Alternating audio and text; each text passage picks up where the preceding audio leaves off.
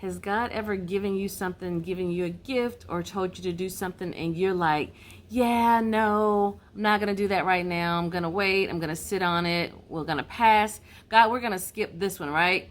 Guilty again. Y'all know, I'll tell you when I'm guilty of things, and this is one thing that I have been guilty of. So I was reading in Matthew 25, and it was talking about the owner who was going away, and he called his servants and he gave them each talents according to their own ability. So I read that and reread that over and over and over again, and what struck me about that was the fact that he gave them talents according to their own ability.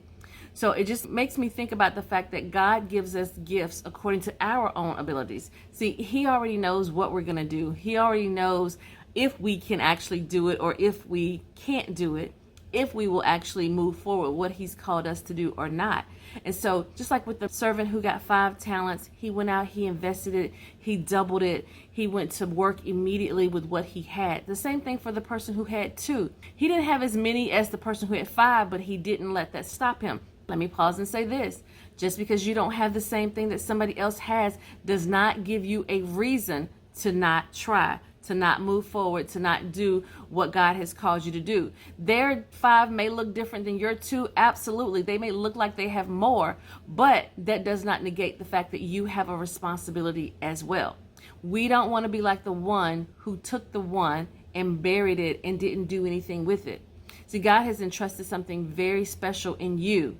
Yes, I'm talking directly to you. Don't look around. I'm talking about you. You have something so special and so unique inside of you that God has given you. He's given you to steward it. He's given you it to nurture it, to grow it. And that's what I want to challenge you and encourage you to do. I want you to tap inside to what God has given you.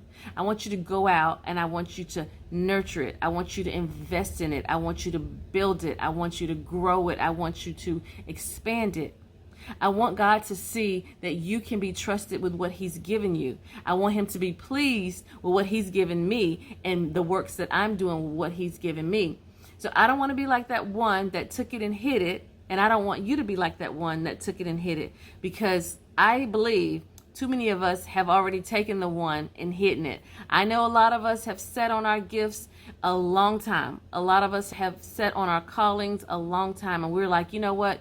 We're going to skip this one. I get it. Sometimes it's easy to just say, you know what? I'm not going to do this one. I'm going to pass on it. But God has given us so much, and he's been so good to us.